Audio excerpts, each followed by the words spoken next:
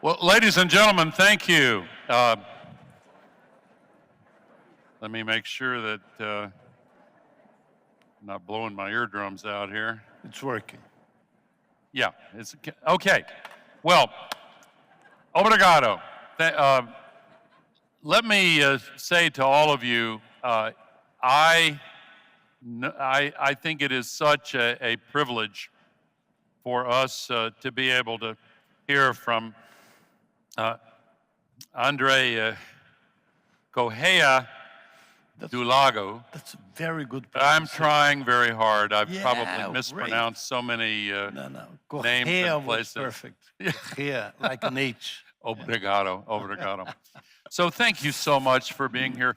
We have become friends during this process, and I have long been an admirer of André because he has devoted most of a lifetime to diplomacy and to promoting peace and prosperity and the relations among nations. And I was thrilled when you were appointed the president of COP30. Thank you. And may I just say at the outset, thank you, obrigado, for coming here to speak to these 1,000 people.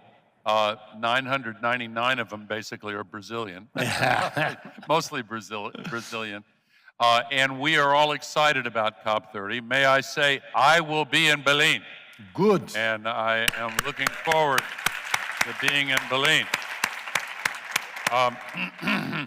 Tell us what message would you like to impart to all of these people? These are men and women from Brazil who care about the climate, who are proud that Brazil is hosting COP30,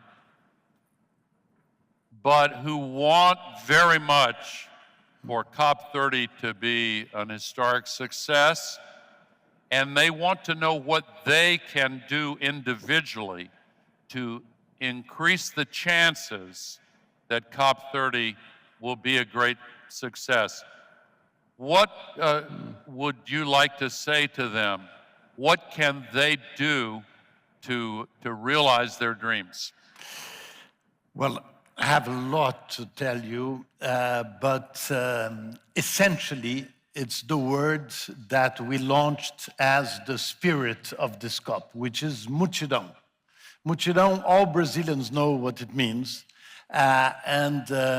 We chose that word because it means that everybody can do what they know how to do and that they do well towards a common objective.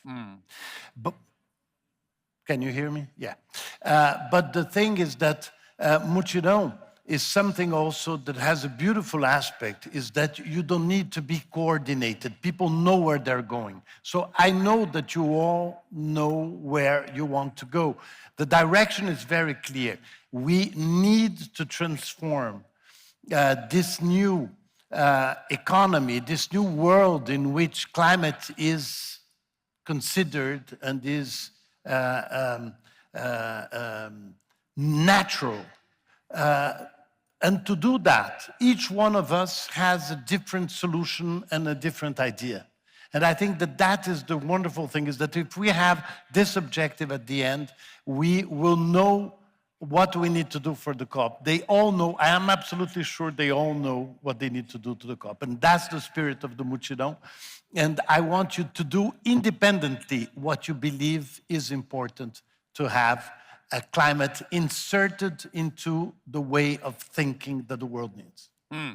So one of the objectives in the process of all of these conferences of the parties was stated in the final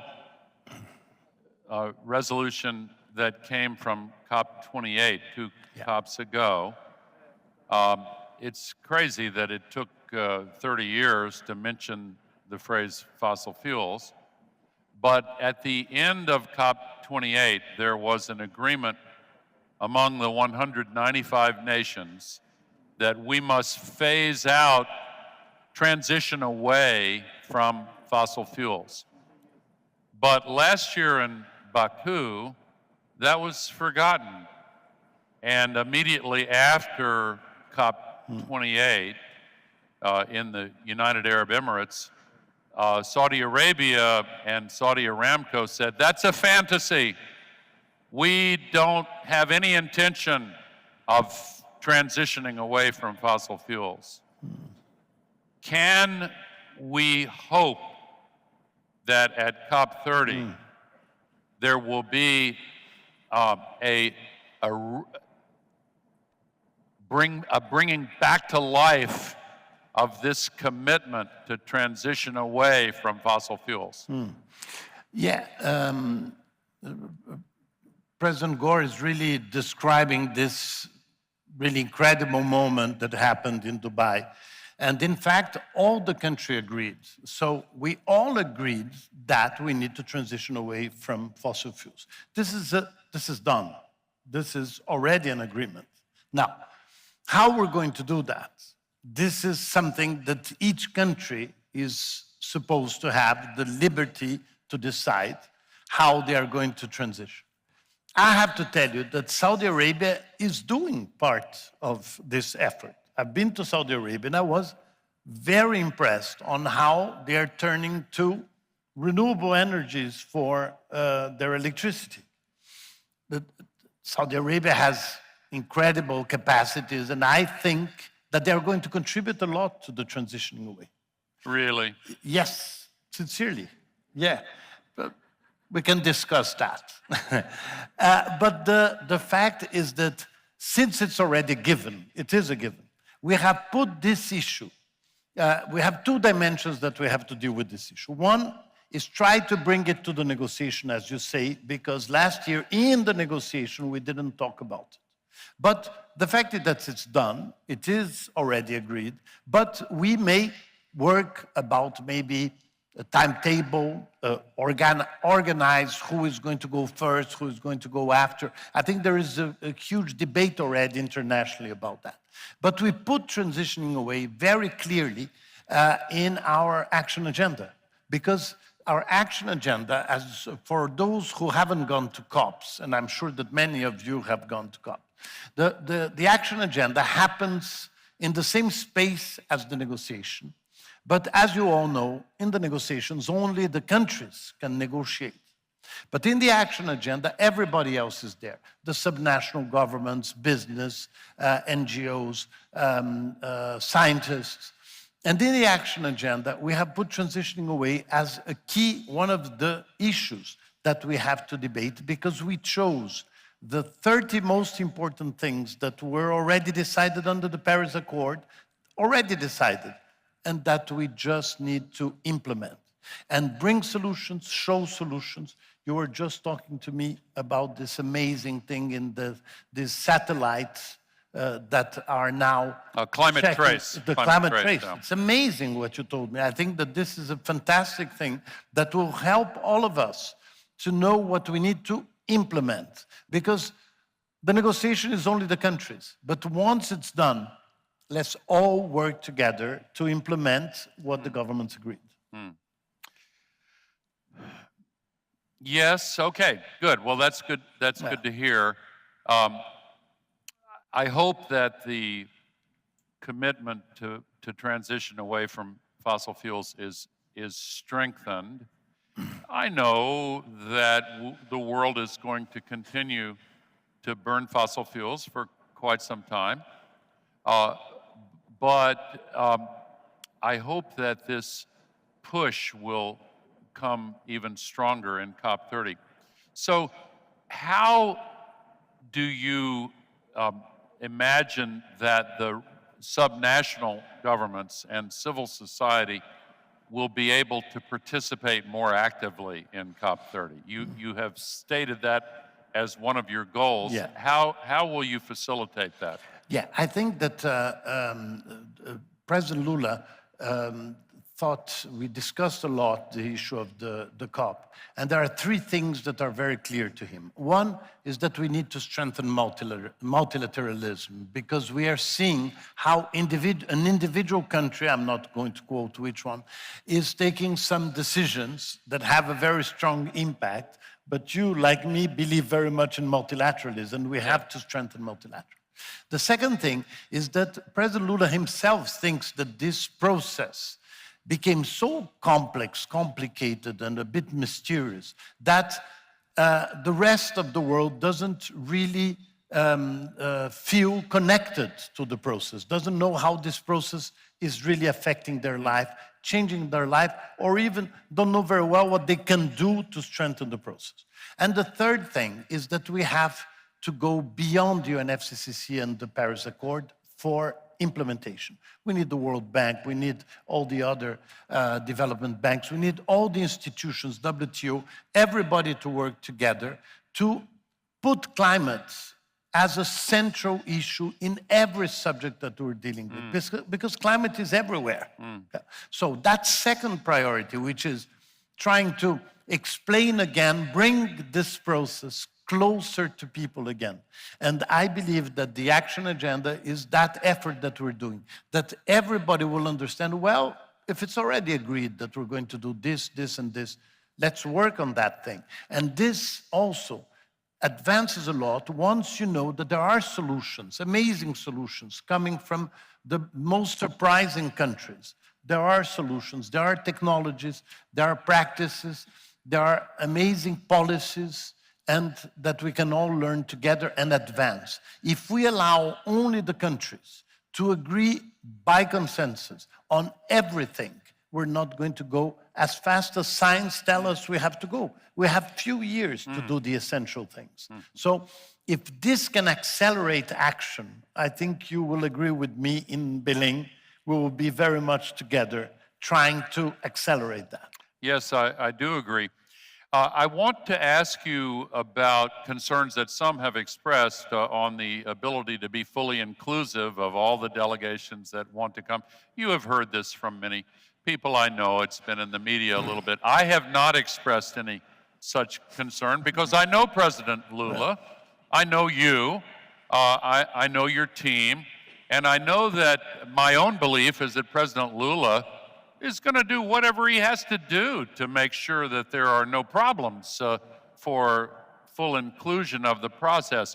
But I want to give you an opportunity to say to anyone who has heard about these concerns, the price of the hotel rooms, et cetera. And again, I haven't expressed this concern, but I know that some here will want to hear what you have to say about it. Yeah, no, I'm sure that everybody here is very conscious of the issues that are being raised about the prices of the hotels in Belém and the difficulty to find rooms in Belém. But I can assure you that this is being dealt with, and there will be rooms, and in much more reasonable prices in Belém. So you all have to come to Belém. Absolutely. This is where we're going to build the world that we want to live in. And Belém is an amazing city. Obviously, it's not designed to have the biggest place. There are some people from Belém here, you see. Who's from Belém here? From Pará. Who's from Pará here? Look. You see there are people from Pará, you see. Belém is an amazing city, but no city in the world is designed to receive a COP naturally. Only Dubai, because they just had organized the World Expo, so they had the entire infrastructure for that. Paris had to build special things. Everybody had to build special things. So we're going to have an amazing COP in Belém. Come. Good, good. And so let the word go forth from here to anyone who can hear your voices, that if there's any delegate from any country in the world tempted to say, oh, this is too much of a hassle, it's going to cost too much, don't make that decision. Come to Belém because these problems are going to be solved. You have heard it from the president of COP30, and I know that President Lula will be addressing this even more as well. My next question is about the moral and ethical dimensions of the climate crisis. I am so impressed that under the leadership of Marina Silva, Brazil has innovated an entirely, and Ana Botina is here as well. My daughter President Gore is here as well, taking part in this. But Marina Silva has innovated, with the support of President Lula, the global ethical stocktake. We will discuss it tomorrow here on stage. But I want to hear your views of why this innovation is being advanced. Here, we've had 29 COPs before this, and no one prior to this has addressed the ethical issues. So tell us why this is so important for Brazil. Well, we are a lucky country because we have Marina Silva. So I think that you will all agree.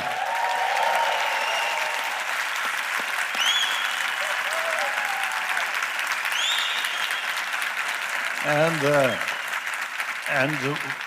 when we were discussing a year ago how we could innovate in the structure on the preparation of the COP, not only how the COP was going to function, we agreed that there were some things that we could do differently.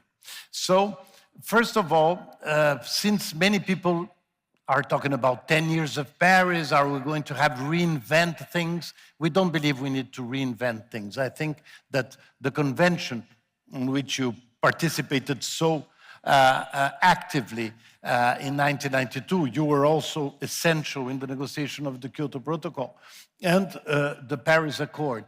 They are the structures, the right structures for negotiation. We don't have any doubt about it. But we decided to create four circles. One is a circle of former presidents of COPs since Paris. So we have all the presidents of COPs working with us and telling us, yes, you are in the good direction. No, we've already done that. No, we've already been through that. So that group is chaired by Laurent Fabius, who was the very successful president of COP15 in Paris. Absolutely. So the presidents of the COP are watching us. They are looking at us, and they are going to tell us if we're not going in the good direction. COP21, I'm sorry. Go ahead. Yeah. And then we have a circle of ministers of finance, head by our Minister of Finance, Fernando Haddad. Why? Because we all agree, and Marina agrees, and everybody agrees, that once the decisions are taken at the COPs, it has to go economy-wide. It cannot be in a little group of people that already believe in that agenda. If we have the ministries of finance incorporating climate in the general way of dealing with countries, it will make a huge difference. And Fernando Haddad understands that very well.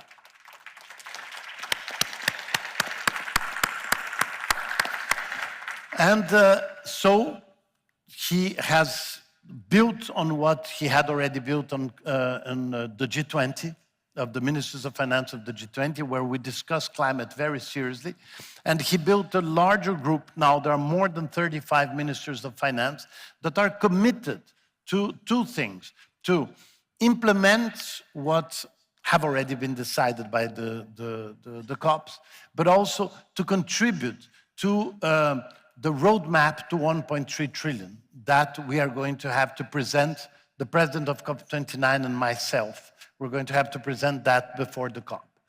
And the ministers of finance are going to bring an extremely important contribution because they are the guys that are going to implement that.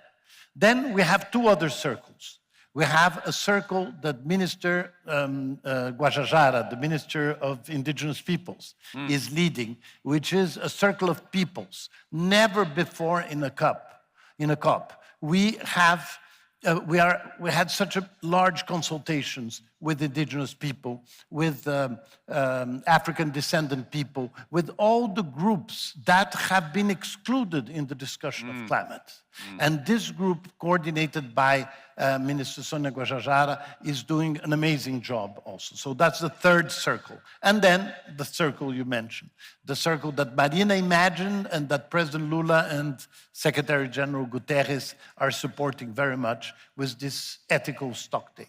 And I'm so glad you're going to have a full discussion about that, because Marina has thought of really bringing people to think again about climate now that we have so much more information than in 1992 or even 10 years ago in Paris. So we need to have an approach that includes a much more humanistic way of thinking about it. Obviously, we had a great help by Pope Francis with Laudato Si, that is now 10-year-old. And we have so many intellectuals, so many religious leaders that have been amazing discussing this. And that's the idea. We have to bring all that together to have an ethical stocktake about that and engaging the young people thinking if this world really has to be a better world and it cannot be based on information that have already been surpassed. So, well said, well said. Obrigado. You got it. So many of the COPs in the past, the climate summits, have ended with an ambitious sounding declaration, but with no mechanism for accountability to ensure the implementation of the declarations that are made. I know I've heard you speak about this issue before, and I'm so happy that you are alert to it. Your career in diplomacy has made you alert to it. How do you plan to deal with that shortcoming in so many of the previous COPs?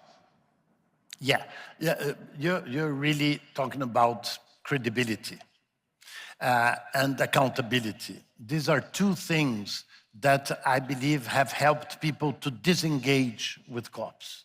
We have to have people engaging again with COPs, people believing that these decisions are worth something and that we can monitor that. How we're going to do it, I cannot tell you yet, because first of all, because I don't know. But we are building some very good ideas. So I believe that in a few weeks, it's going to be a little clearer. I'll tell you before, I promise. Okay, so that's not an announcement for today. Not for today. But it is something that you are very much focused on. Yeah, but we have to discuss very much with President Lula, with Marina, and with all these people that really want this COP to be an absolutely important COP. Yeah. So there are some delegations that in the past have come to the conferences not with an agenda to help get an agreement, but with the purpose of preventing an agreement. We saw this yesterday with the plastics negotiation, and leaving aside the confusion about Brazil's changed position, my own country sided with Saudi Arabia.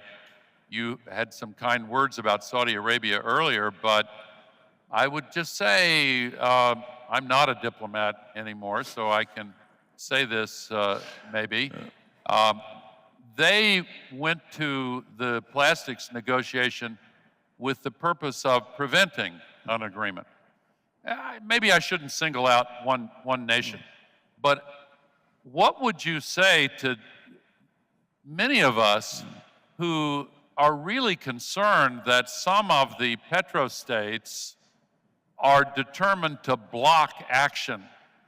You are a very skilled diplomat, and I understand you can't say everything that you want to say, but what can be done to prevent delegations that are intent on stopping an agreement? Yeah, that's a very complex question. So I'm going to try to survive to the question. when you look at the negotiations, like let's go back to climate change, every country has problems in this negotiation because we know that to solve the climate issue, we need to change many aspects of the economy. And for some countries, this can be a complete change in its development project, in its development process, and in very strong economic interests in those countries. And you know that because obviously your country now is very clearly positioned regarding that. But in fact, no country is a good guy and no country is a bad guy, at least not completely good or not completely bad. So we have to try to bring together what is constructive for everybody and try to create allies, and allies in an agenda that we have seen can evolve in a surprising way. Let's take the example of China. China, some years ago, noticed that it was going to grow enormously. It had an amazing plan of growth, but it realized that its growth was enormously dependent on fossil. And they invested massively on renewables. They invested massively on electric cars. And now they can boast to have an economy that is still dependent on fossil fuels in a large way, but at the same time, it can show that more jobs and more growth is dependent on this path that they chose a few years ago. And China proved that an economy that grows and fights climate change at the same time works. And I think this is an amazing message. And they are conscious that they still are dependent on fossil because it's a huge country with a huge population, but it's going, I think, very clearly and very convinced in the right direction, and they say it very clearly. But in this direction, some sectors are going to suffer. The same thing is happening in other developed countries and in some developing countries. But Brazil, in the case of all those who are here, we have already done the most difficult, not necessarily because of climate, but because of our circumstances, which is electricity. Electricity in Brazil is now 90% renewable. Yes, I know, yeah. So this is something that very few large economies can boast. Yeah, Brazil is what the rest of the G20 wants to be when they grow up. That's it. At the same time, we have a completely different issue, which is the issue that we have in the Amazon. We are the only large economy in the world which has as its most important emissions based on deforestation, which is something that is completely incompatible with the level of development of Brazil. So we have some amazingly positive things, and we have some circumstances, I'm not going to say negative, that you have to deal with. And I think that every country has this kind of doubt. So there is no good or bad country in the negotiations. The thing is to find solutions for everybody to join in the fight against climate change. And I think that if you take the solutions that China has found, Brazil has found, Kenya has found, US, some very important sectors of the American economy have, Europe, you are going to see that, and you know that obviously, but I'm going to tell them, you are going to see that there are amazing solutions around and that we can be based on that. Well, I'm excited to hear that. This may not be a fair question, but what are your greatest concerns now, leaving aside the issues of the hotels, and that's going to be dealt with, I'm certain. But other than that, what are the concerns that you have?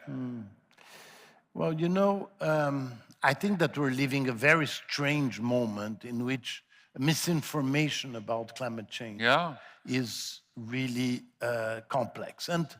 And I think that we have an interesting evolution, negative but interesting evolution regarding that, is that in the past, there were lots of intents to show that there was a division among scientists. In fact, today, it's so obvious that it's overwhelming that the scientists agree that human activities are impacting climate change. 99.99%. That's it. But they found 5 that don't agree. Oh, yeah. And Trump's appointed all of them to some position of influence. Yeah. So the thing is that what I believe that is the new challenge is that there are some efforts that want to portray that the economy, if it incorporates concerns about climate, it's bad for the economy, it's bad for jobs, it's bad for the life of people, which we know is not true.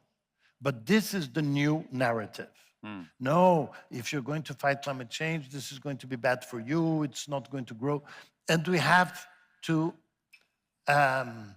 trumpet much more the positive examples that show that it's good for the economy, it's good for jobs, it's good for the quality of life. And I think this is a big effort we have to do in the next 2 months before the COP. Is it possible to imagine that COP30 might include in the final direction some statement condemning intentional spread of misinformation about climate? I think that condemn misinformation is always a good thing. So that's a yes. And did you hear yes?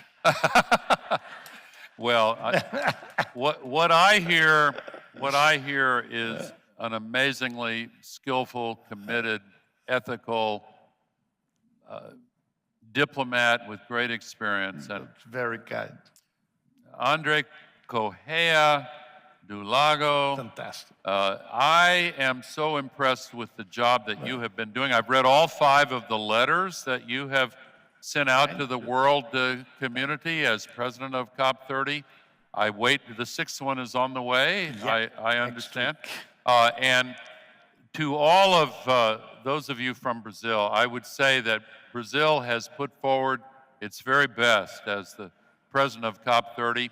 And because we have run out of time for this session, I want to close by asking all of you to join me in thanking our great president of COP30. What an honor. Thank you so What much. an honor. Obrigado. Obrigado. Thank you. Obrigado. A gente que agradece. Até Belém. Realmente, Thank you. ter um presidente da COP desse nível não é para qualquer país. Muito obrigada, embaixador. Uma honra. Obrigado. E agora a gente vai ter um palco tão maravilhoso com a força feminina. São várias mulheres poderosas que vão subir aqui